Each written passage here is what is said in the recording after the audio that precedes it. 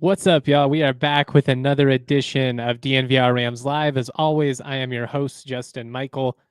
I hope everybody is somewhat well rested. Obviously, a late night with the loss to New Mexico. Was already going to be a late start, 8:30 schedule. Ended up tipping at 8:45 Mountain. Bless your heart if you were on the East Coast or something like that. The Rams hung around for a while. It was a competitive game for the first 30 minutes or so. But New Mexico just kind of did what they've done to everybody at the top of the league of late. They stepped on CSU's throat, really dominated that second half. Outscored CSU 52-34 in the second half. Basically the exact same thing they did to Utah State and Logan on Saturday. They have a level that nobody else in the league can reach. And I had some questions about their consistency early on, a couple of slip-up performances. They struggled against San Jose State both times they played them, lost to them once, blew a game at home to New Mexico State in December. We talked about that with Jeff Grammer the other day. But over the last month or so, this team they figured it out. They're firing on all cylinders. They're the best team in the Mountain West, and they played like it. And it was certainly disappointing for CSU to end up losing by 22. It happened in a hurry, just like that Utah State game. Utah State's up like 9 in the second half. You look up and all of a sudden 5-6 minutes later, and New Mexico has a double-digit lead. That's kind of what it felt like to me. They really, when there's a moment there for them to just take over and step on your throat, it feels like they do that better than anybody. We talked about needing to avoid the kill shot, the significant runs. It wasn't quite as brutal as that 21-0 run that they gave up in Fort Collins earlier in the season. But again, I mean, if you get outscored by almost, 25 points in the second half, it's going to be tough to win. So it was disappointing. I wouldn't say it's shocking at all. They were 8.5-point underdogs for a reason. As far as the implications on the season, and we'll talk a lot more in depth about this game, obviously, but big picture, you would need a lot of help at this point to win the regular season title. You're a couple of games behind New Mexico. They swept you, which hurts you in the tiebreakers. You still have 2 games against Utah State. I'm assuming you're not going to win both of those, hoping that you can win at least one of them. The key at this point is you just want to finish strong. You had a great start. 8-2 to start the Mountain West slate. Nobody anticipated that after a really rough November. You played yourself into a position where you were able to be in the mix, and your conference title hopes are not dead yet, but you would need a lot of help for it to happen. You would really need a New Mexico State and probably, with all likelihood, Utah State to fall apart. But, right now, you're sitting in third place in the league. It would be nice to be able to maintain that position. We've talked a lot about, given some of the slip-ups that CSU had in the non-conference slate, their most realistic path to the NCAA tournament outside of like running the table in the league, which nobody expected, is to win it all in Vegas, to win the Mountain West tournament. Even that's a long shot. It's hard to do. You haven't done it in 20 years for a reason.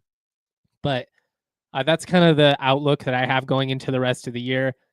Got an outside hope to still, push for the regular season title. But realistically, I think at this point, you just like to finish top 3, maintain this position, certainly finish top 5. You don't want to fall out of the top 5 and end up having to play day 1, because then your odds of winning the tournament really decrease drastically. If you finish in that top 3, you're going to be in a good spot. As far as what went wrong for CSU in this game, quite a bit, to be honest. There's a lot of things that they needed to prevent, and they didn't. They needed their stars to shine, though, and I think that's the easiest, biggest takeaway from this game is that CSU's starters got significantly outplayed by New Mexico's. Their stars shine brighter in a game that mattered a whole lot. Their bench was deeper. Didn't have Noland going off and being 7 for 7 from the floor on my bingo card. But I mean, the reality is Clifford and Lake going 4 of 23 from the floor. That's not a winning recipe for CSU. And that's not to say that the loss is solely on those two guys. There are a lot of things that went wrong for the Rams in this one. But I mean, we laid it out. I talked about it going into the game. Jeff Grammer talked about it. If CSU were to win this game, Neat Clifford was going to have to completely outplay Donovan Dent. You needed your two leading scorers to be big time factors in this matchup. And unfortunately, both of them just really struggled to score in this one. They struggled a lot in the first game against New Mexico as well. And it's a big reason why the Rams, ended up losing both of these games pretty significantly. In that last game, they ended up closing the gap a little bit with like a 7 or 8-0 run, which made the loss be a little bit more respectable. But about 20 points feels about right for both of these matchups. Again, New Mexico just feels like they have a level that nobody else has in the league right now. And you've got to credit Donovan Dent. He had a rough start. Really, none of the guys you expected to be leading the way were having big performances early on. It's Nolan for New Mexico. Kyan Evans was great for CSU in this one. He was their best offensive player by far. We'll talk about that. Unfortunately, couldn't avoid a couple of bad fouls, and him just being out there, or him not being out there, I guess I should say, proved to be a pretty major factor for CSU. You could just feel it in both of those halves. He picks up his second foul in that first half, and then offensively, it all just falls apart. I actually, posted on X, Twitter, whatever you want to call it, at one point. Feels like you got to make the gamble here, and you've got to put Kyan Evans out there, even though he already has the 2 fouls, gamble on the third, because you would just have nothing offensively. And they put him in, immediately steadied the boat, was able to avoid that third foul for a long stretch in the first half. I was really impressed with how, heady he was there, and you could tell he was being conscientious of, when to be aggressive defensively, and he was able to avoid it. And then in the second half, comes out and just immediately picks up his third and his fourth. And, one or two of them were pretty debatable, a little ticky-tacky. Even the charge that he took, or the tried to take and got called for a block. If that's not in the pit, maybe he gets that call. But when you have 3 fouls in that situation and you can't afford to pick up your fourth, that's just not a gamble that you're able to take. There's a couple instances, Neek had his second foul pretty early too. There were a couple times where New Mexico drove, and if he doesn't have those fouls, maybe he goes for the shot contest, but he knows he has to stay out there. There are sometimes you just kind of have to live to fight another day. And as good as he was offensively, I've been so impressed with Kyan's ability to shoot the ball on the road, in Reno, San Diego State, and New Mexico. Those are 3 very tough settings, and he has really flourished. I'm really excited about his future. It was just a shame that he wasn't able to stay out on the floor, and it really hurt CSU because without him, they didn't have a ton else going offensively. Like Bemba had a really nice night, 17 points. If you would have told me that Kyan and Bemba would have combined for 32 with no other context, I probably would have assumed that CSU rolled in this game. Didn't see that coming. But again, it comes down to Lake and Clifford not being able to score the ball with any type of consistency. And that's not to say that the loss is solely on those two. They've been tremendous all season long. Big fans of both of those players, obviously. But 4 of 23, that's not going to get it done against a team of New Mexico's caliber in that building. It's the most hostile setting that you'll experience in the Mountain West. They are the best basketball fans in the Mountain West. I know San Diego State fans will throw a fit when I say that, but nobody's as consistent as New Mexico. And New Mexico hasn't had the same sustained success that San Diego State has had. They're a little bit spoiled at this point, I would say. Aztec fans, like, they have a down year, and you see just, people throwing fits and stuff and not appreciating what they've had. And New Mexico fans, they're there no matter what, even when they're a 500 team. They had a down stretch after being really solid, 10, 11 years ago, like when I was in high school, early on in my college experience, they were still pretty solid. Then they went cold there for a while, and Now after last year winning the Mountain West tournament, coming into this season as one of the favorites, I think Boise was actually the favorite, but they were up there near the top of the league. This team has lived up to their potential, and they're firing. They're a dangerous team. I'm interested to see what they're able to do with it. I would love to see them make a run in the Mountain West tournament, or in the NCAA tournament, excuse me. If you're CSU, I think you would like to avoid having to play New Mexico for a third time. I mean, maybe in a neutral setting, a little bit easier than playing them in the pit, but their fans travel well, so there'll be plenty of Lobo fans out at the Thomas and Mack Center for the Mountain West tournament as well. It's just a team that CSU doesn't match up super well with. New Mexico has the athletic advantage. They've got the talent advantage. They're the better team. And you hoped to compete in this one, and you did for about 30 minutes, but ultimately it got away from you. And I think this was a fairly realistic outcome, I guess, is the take I'm having. And I think a lot of fans understand that the sky isn't falling. You still have an opportunity here. As Taylor says in the Toyota chat, very excited for the Orange Out. My favorite basketball game every year. Being realistic, this game against San Diego State at home was always going to be more winnable than going, on the road and trying to take down this red hot New Mexico team in the pit. They might not lose another home game all season. Like, it's rocking. They're playing great ball there. There's a reason. I'm surprised, honestly, the spread wasn't closer to 10.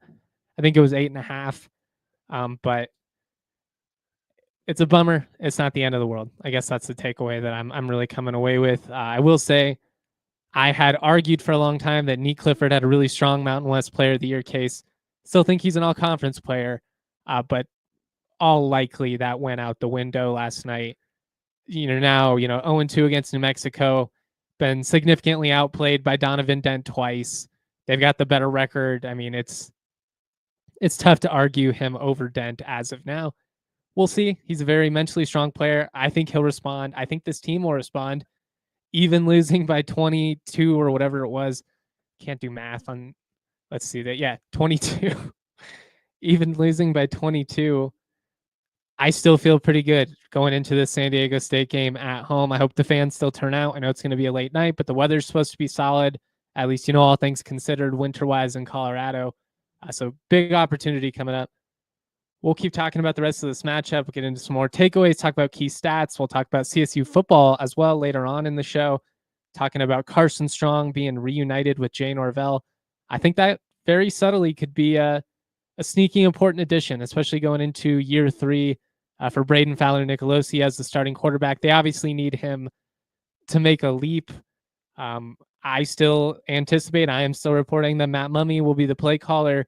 And I just think having somebody else that's been in the system recently, that's a big boost for BFN. And I mean, Carson Strong had a ton of success, back-to-back Mountain West Offensive Player of the Year, 20-10 as a starter, had a really nice career, was on track to go to the NFL. Injuries derailed his career, just couldn't move at the end.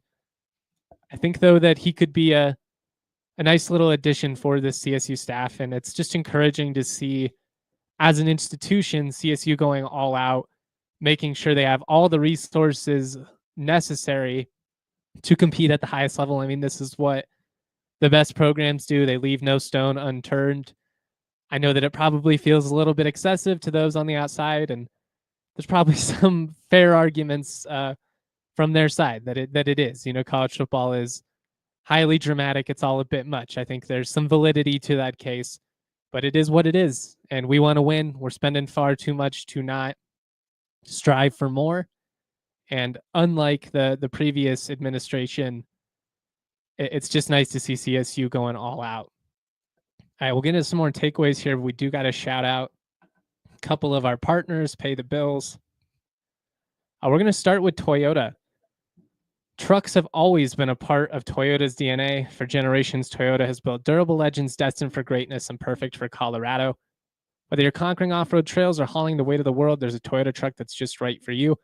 Check out the Tacoma or the Land Cruiser. Both are sick options. They've got 17 models with available all-wheel drive or four-wheel drive, like the Epic 4Runner. They also offer more low and zero-emission vehicles combined than any other automaker to give customers numerous choices to reduce their carbon footprint. 16 hybrid vehicles to choose from, like the Tundra iForce Max hybrid truck. Not to be outdone, Toyota SUVs take command on the road and on the trail, so you can explore the road less traveled without sacrificing smooth city rides in SUVs like the RAV4 and Grand Highlander. Toyota is a proud partner of CSU Athletics and the official vehicle of DNVR. I also want to shout out Shady Rays. When you're cruising around in your Toyota, you want to look cool, do so with Shady Rays. They've got a million styles, maybe not quite literally, but you know what I mean. They've got a little bit of something for everyone, and they've got them in a bunch of different colors. It's really cool. Get ready for the season ahead with quality shades that are built to last. Our friends at Shady Rays have you covered with premium polarized shades that won't break the bank. They're an independent sunglasses company with a product rated 5 stars by over 300,000 people. They have durable frames, crystal clear optics. They hold up great. You know, I've got a big dog. We love to roughhouse and stuff. He's knocked them off me. He stepped on them. They're fine. And what's great is I don't have to even hold my breath when it happens. If Indy happens to break those shades, it's all good because every single pair is backed by lost and broken replacements. Nobody looks after you quite like our friends at Shady Rays. Exclusively for our listeners, Shady Rays is giving out the best deal of the season. Go to shadyrays.com. Use that code DNVR for 35% off polarized sunglasses. Try for yourself the shades rated 5 stars by over 300,000 people.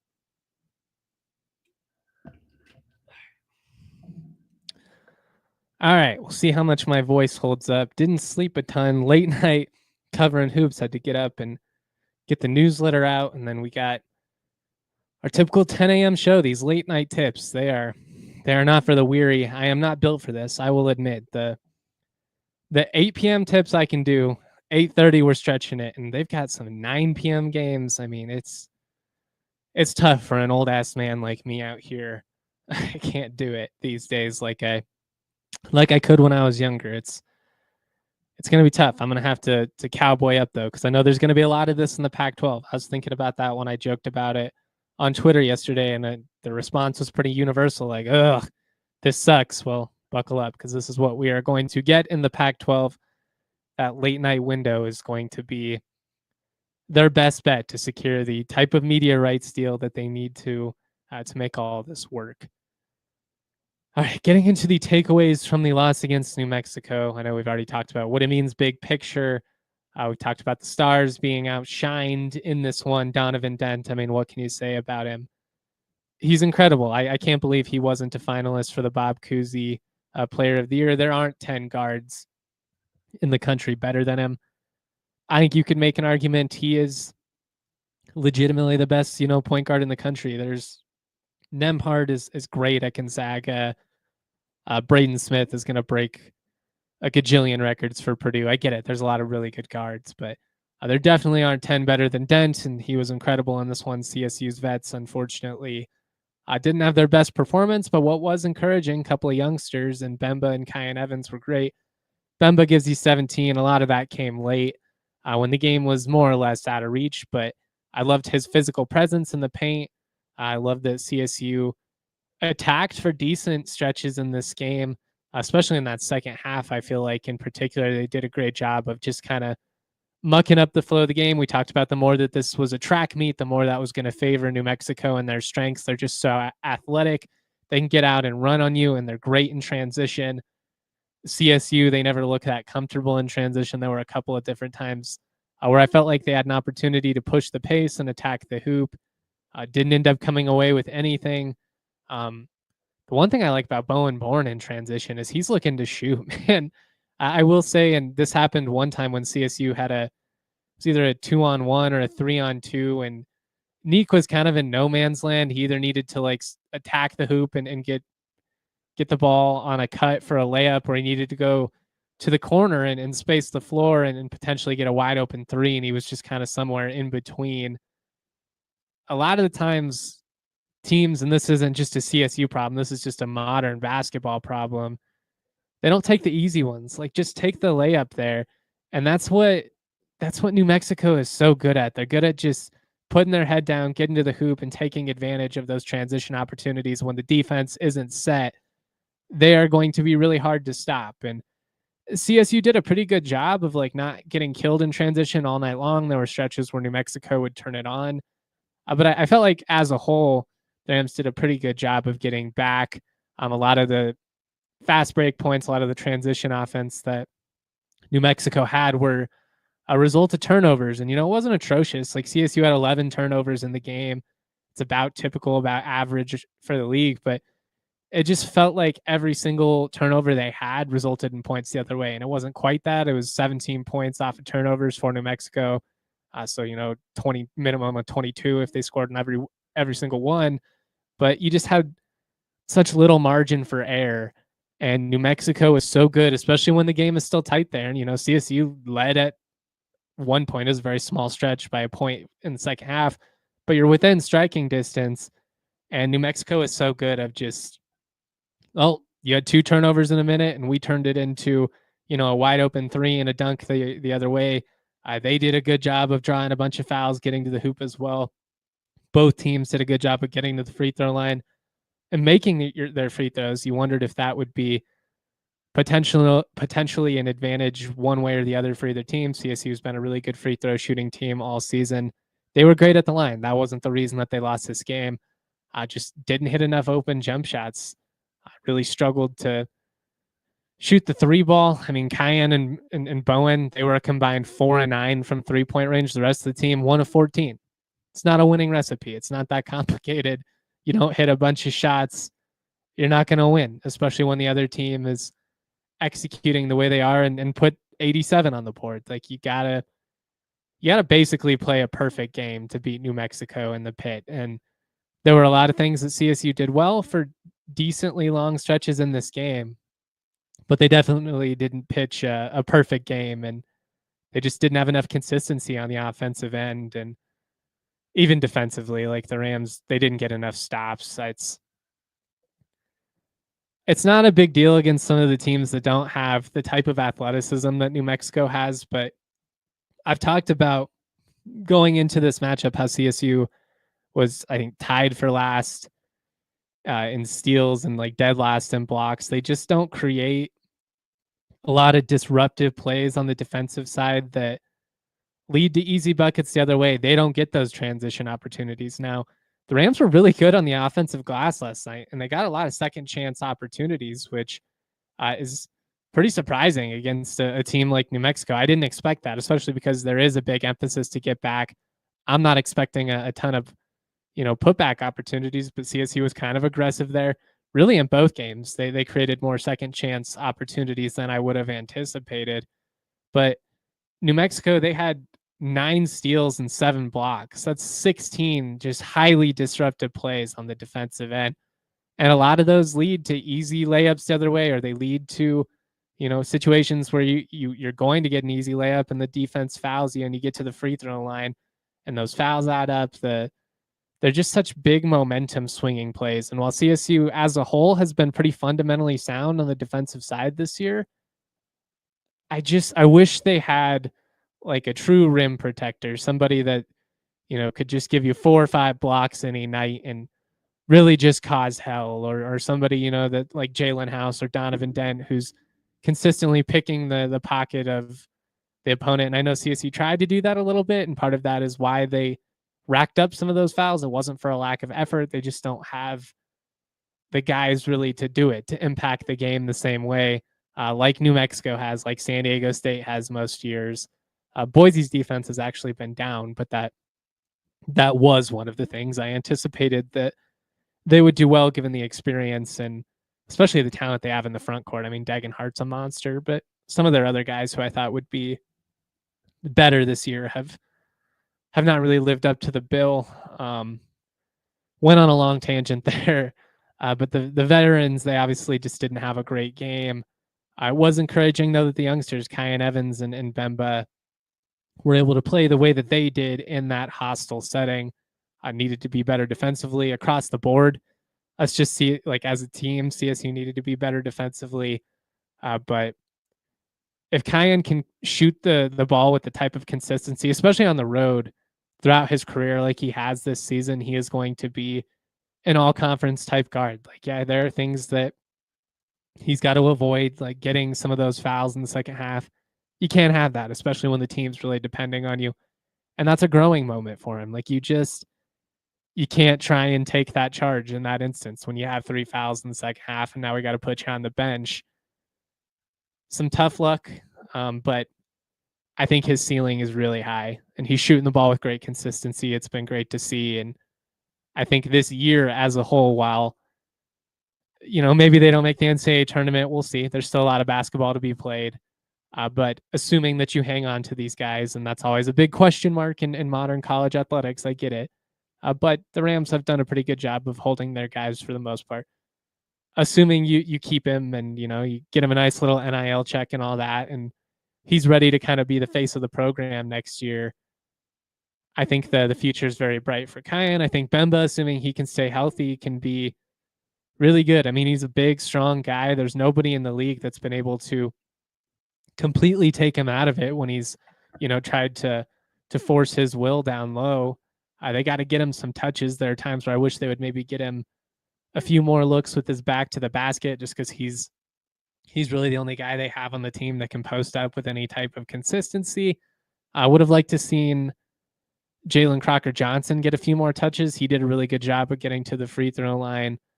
He missed a couple of free throws in this one. He was due. It felt like the announcers were trying to jinx him. I don't actually believe in those, but I think he was 14 of 15 from the free throw line coming into the night, and he missed a couple.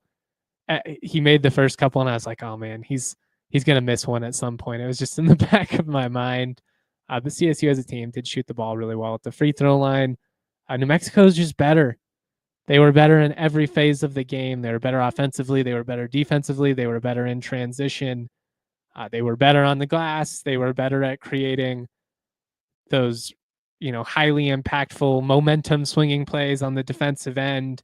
CSU did some good things. They mucked it up a little bit. They did their best to control the pace to make it a half-court game.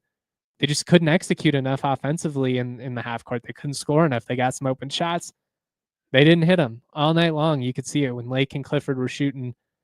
They were well short a couple of times, and you could see you're kind of trying to press things. I mean, it's just human nature, especially in that type of setting. You have an air ball and the crowd's giving it to you. It's not an easy setting to turn it around in, especially if you have a slow start. In an ideal world, that's a place where you hit a couple of jumpers early, you get it going, now you're starting to feel yourself and you get in an early rhythm, kind of like Ethan Taylor did against CSU in Fort Collins, although obviously the hope would be to maintain it for a full 40 minutes. Goodness, getting tongue-tied there.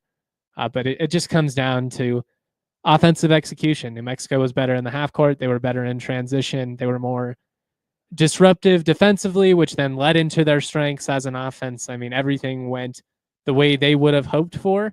And outside of small stretches where CSU was able to get to the free throw line and muck it up and slow things down, they didn't get enough stops defensively. They didn't make enough of their shots on the offensive end in the half court, and it's not a recipe for success against a team like New Mexico that can bury you in a hurry. And we've now seen them do it to CSU, to Utah State, to San Diego State, and to Boise State. They feel like they are in a class of their own right now, and they've really pulled away the last 2 or 3 weeks of so. I think it was a real debate who the better team was between them and Utah State for a while.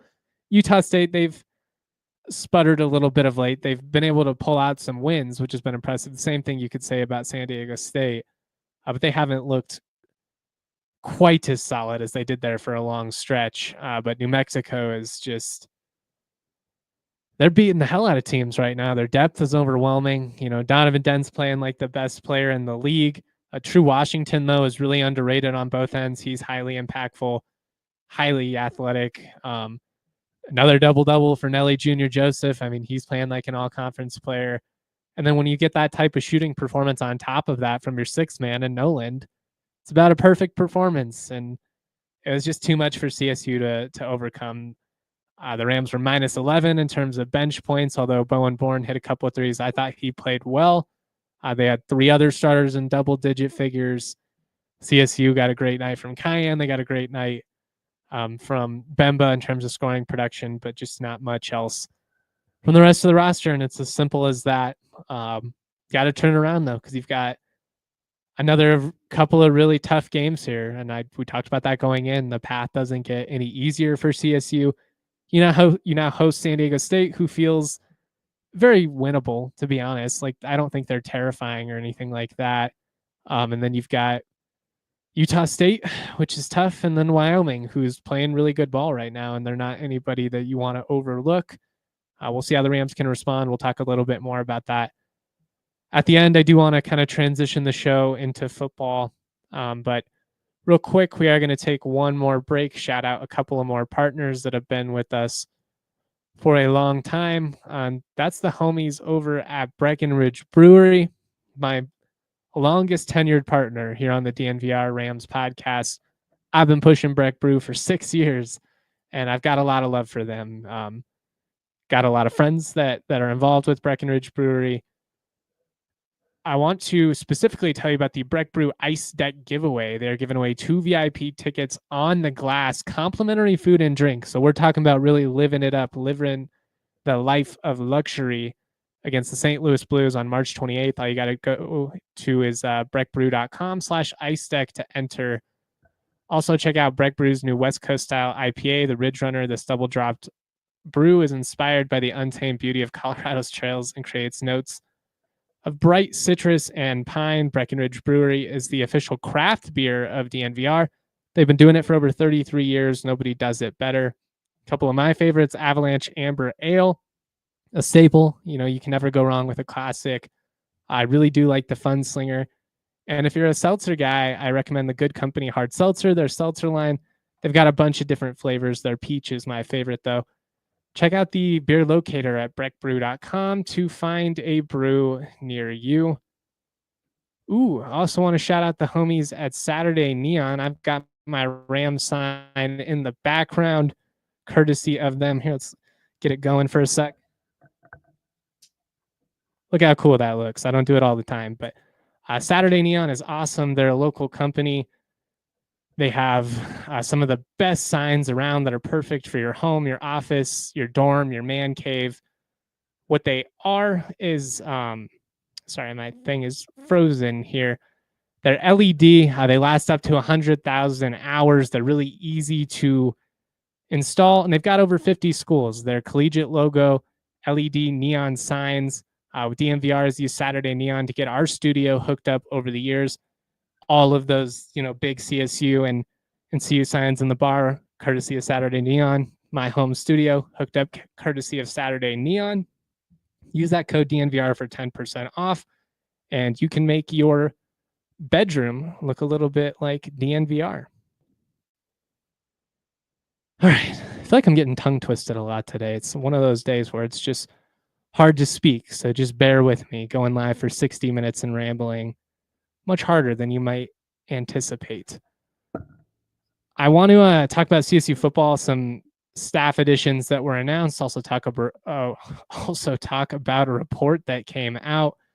I am encouraged by a lot of the staff moves that have been made. I'm encouraged by a lot of the investments that is being made into the program by the administration, especially when it comes to some of the assistant position coaches and stuff like that. They really are giving Norvell, at least on paper, everything that it should take to compete at the highest level. The guy that is going to jump out in terms of their staff additions is Carson Strong, Norvell's former quarterback at Nevada. He's a guy that had a ton of success in the Mountain West in this system. He threw for over 9,000 yards, 74 touchdowns, started 30 games for Jay, was a back-to-back Mountain West Offensive Player of the Year. We watched him light CSU up for 3 years, so we are well aware of how potent those Nevada offenses were when Carson Strong was under center slinging the rock. And I just think he's going to be a major asset for BFN, somebody to lean on, somebody who's been in the system, somebody who's played for these coaches and is going to be relatable for the quarterbacks, just in terms of how to build them up, when they're getting chewed out. And I don't think that happens a ton by this staff. I think they're more teachers than screamers and people that hoot and holler and stuff like that, but it's football. Like, there's always going to be some intensity. And I just think having somebody that's younger, that's been there, that's been in that position, that's very relatable, that can be beneficial. And obviously he's going to be able to give you tips on, what to look for and certain plays that he had success with and just all kinds of stuff, ways to grow within this offense.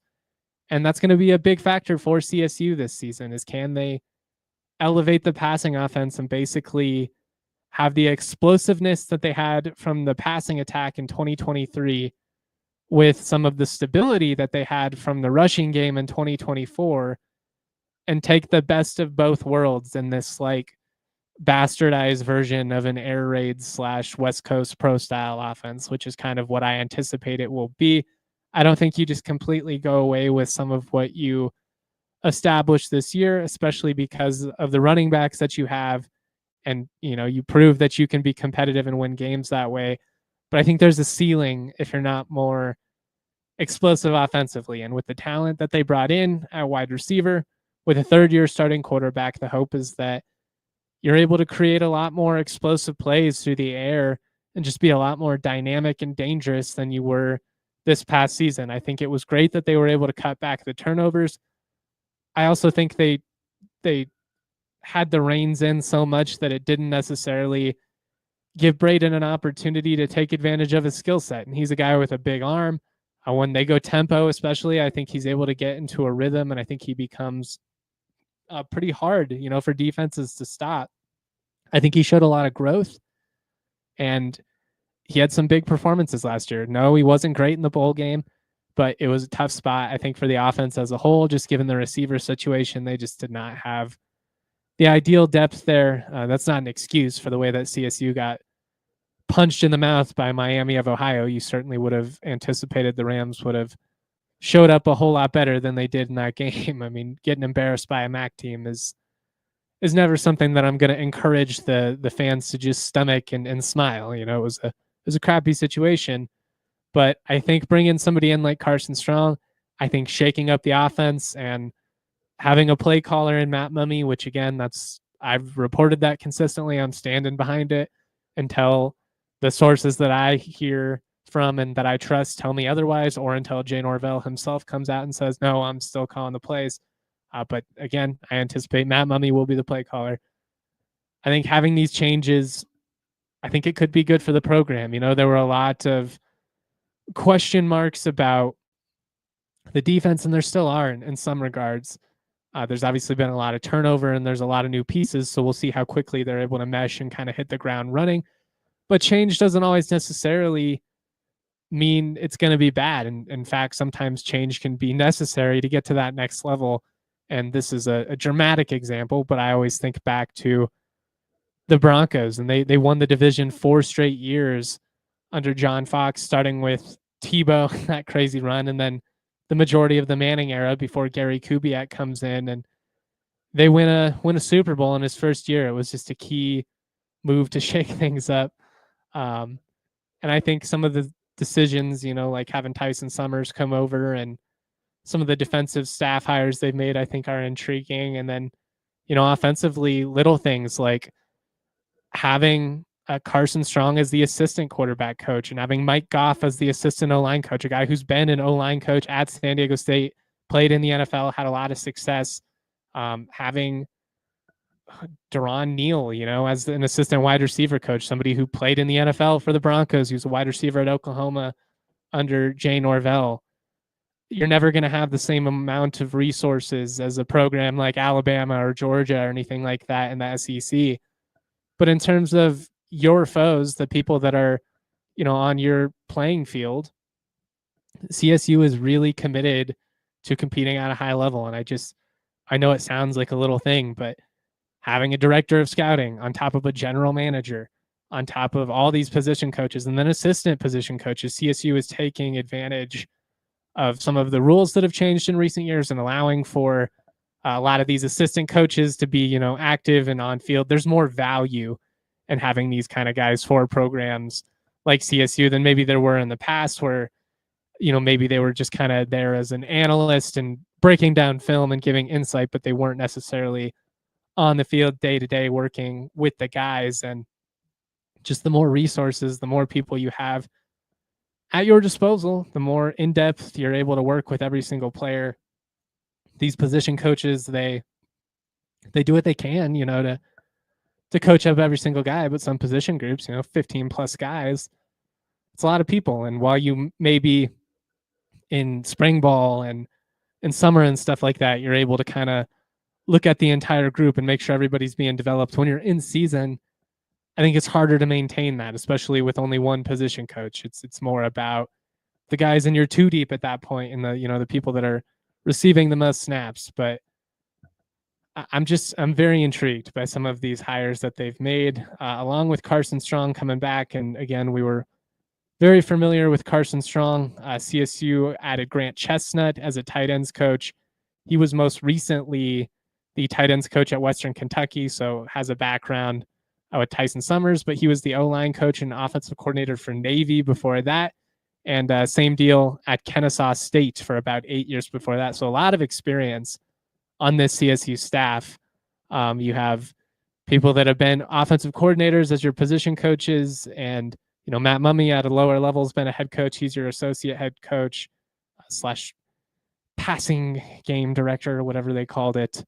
Deron Neal is going to be the assistant wide receivers coach. He comes to CSU from Purdue, where he was a recruiting operations associate. Jesus, I cannot speak today. Again, like a guy who's familiar with the staff, had success as a receiver at OU under Jay Norvell. It's just a wealth of experience to lean on. And then additionally, they announced Xavier Goldsmith as the director of scouting. He had spent the last 2 years at Utah, where he worked in player personnel. Prior to that, he was at Western Michigan. If you remember back, he was a CSU signee back in the day. And I think he went out to Idaho after that, but he's now come full circles back in Fort Collins, which is kind of cool to see. In addition to the announcements regarding the offensive staff changes, which are official, everything other than Mummy being a play caller, which CSU has not confirmed. A report yesterday came out that Clint Sintum has been hired as the inside linebackers coach. That was from Matt Zenitz of 247 Sports. He reports that Sintum will come to CSU after serving as the outside linebackers coach at Illinois this past season. Prior to that, he coached D-line for a few years and then linebackers at Virginia. He's a Virginia alum, kind of considered a rising star. I think this is an encouraging hire for CSU. Seemingly isn't getting a bump in title or anything like that. I mean, he's the outside linebackers coach there. He's going to be inside linebackers coach here. Maybe he's getting a bump in pay or something like that, although I don't know how much drastically more CSU is able to pay him than he would be able to get at a Big Ten program. I can't really say, but I would assume that this is maybe somewhat encouraging in terms of his view of the roster. Like, I don't think you're making this move if he felt like the cupboard was bare. And I've talked a lot about some of the up and coming talent. I'm really excited about Owen Long. Drew Rodriguez, I haven't focused quite as much on him, but I think he's a solid player as well. And then, you're bringing in a 4-star kid in Cannon Valenzuela. I think he's going to be a stud. But you've got Jacquez Evans, who at one point, was a preseason conference player of the year. Injuries slowed him down. Didn't work out for him at Baylor after he left Western Kentucky, but he's a really high ceiling player. Jacob Ellis was the JUCO Defensive Player of the Year. He has a really high ceiling. He was more of a rotational guy at Iowa State, but maybe he's able to, kind of regain that 2022, 2021 form here at CSU now that he left Iowa State. I just think that if you're Sintum, why do you leave Illinois, which was a good program? They were in the top 25 for a lot of the year. They had success, won their bowl game, were a pretty good defense. I don't think you're leaving that gig for a Mountain West, a future Pac-12 school, if you didn't feel like there were some pieces in place that were going to allow you to be successful. I think it's probably also at least a little bit encouraging regarding how coaches feel about the scheme of Tyson Summers, that it's going to put them in a position to succeed. These position coaches, like they're trying to think 2 moves ahead. They're trying to do what's best for their careers, work their way up the ladder. And again, like I just don't think you make this move if you're him, leave a Big Ten program for CSU if it's going to be in a system that you don't think you can have success with and with players who you feel like are not good enough. Does that make a whole lot of sense? Probably not. I don't know a ton about Centum, admittedly. We'll kind of dive into his background here, and I'll talk more about him over the next couple of days. I played at Virginia. He was a 2009 second round pick. Played his first couple of years, then he missed a couple of years with knee injuries, which ultimately forced him to retire early. He was on the 2012, I believe, roster when the Giants won that second Super Bowl over the Patriots. So brings a lot of experience. He's a coach that's had success, a lot of good defenses with him on staff.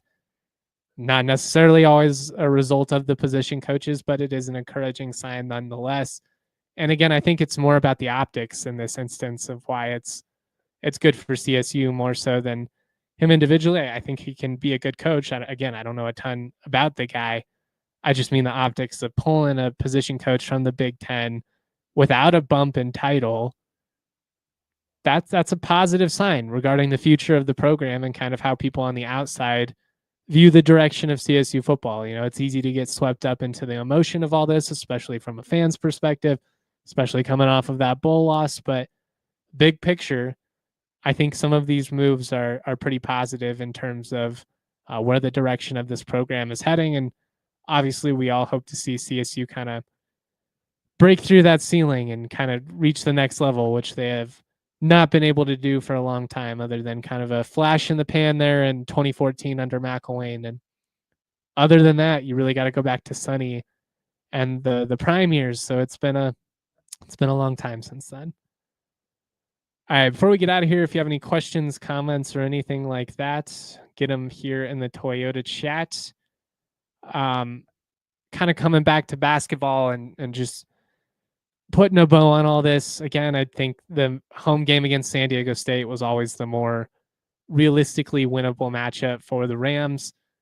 You competed in a hostile setting against a team that of late has by far looked like the most talented. They have by far looked like they have the highest ceiling, while you would have hoped to maintain the level of competitiveness that you had for the first 30 minutes and maybe lost this game by a little bit closer of a margin at the end of the day. It doesn't really matter that much, I guess, somewhat for the metrics, but a loss is a loss. And this was always a very, very likely outcome. And now you've got to respond in an important stretch. I think at minimum, now you're 0-1, but with the 4-game stretch over these 2 weeks that we talked about going in, I think you need to go 2-2 to hope to finish in that top 3. Like if you now lose to San Diego State and then Utah State, you're going to have a lot of pressure going into that Wyoming game, and they've been frisky. And now all of a sudden things could kind of compound on you. And instead of, trying to maintain that top 3 spot, you're just trying to inch your way into the top 5 at the end. Like, we don't want to see this whole thing fall apart. We don't want to see the wheels completely come off at the end of the season.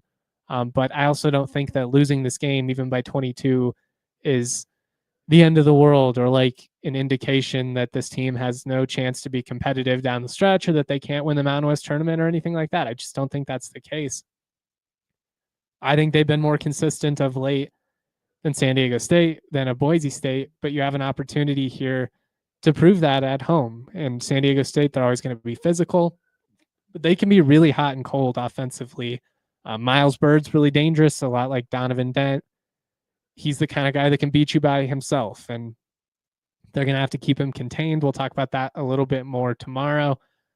But the goal at this point, I think, is to just maintain your position near the top of the standings, get that bye in the first round of the Mountain West tournament.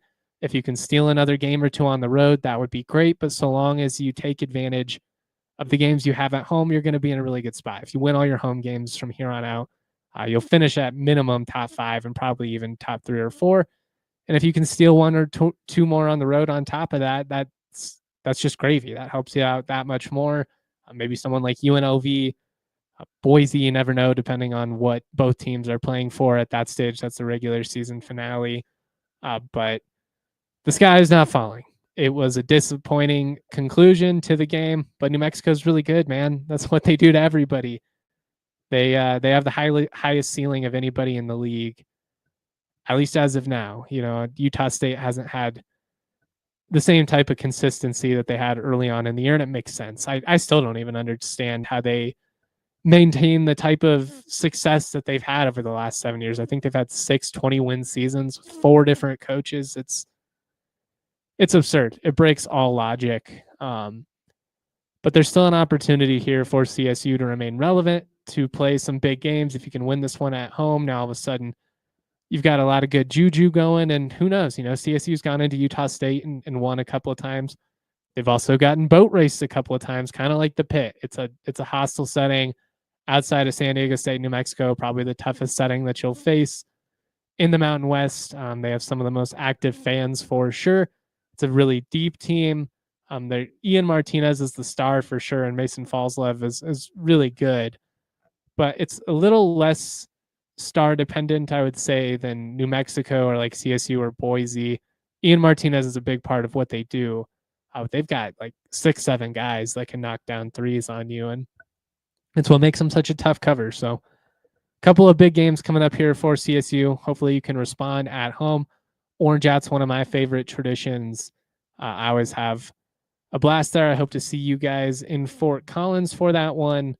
I'll be going live again tomorrow morning to set the scene for that one. We'll do Mountain West power rankings. Obviously, New Mexico is going to be at the top. CSU, though, do we drop them for last night? Do we keep them at 3? I'm going to have to put some thought into it. We'll get into all that tomorrow. Shout out to everybody for rocking with us. Shout out to everybody for watching all the live content. For anybody listening later on Spotify, Apple, etc. I am going to try and take a nap at some point. I'll also be on the draft pod in about an hour. So I guess it's not coming anytime soon. But you can keep up with my hockey coverage on the DNVR Avalanche side. I'll obviously have plenty of CSU content coming out this weekend. Never stops, never sleeping. Much love, y'all. I am going to rest my voice now. Always proud to be. Peace. We all silly like the mayor.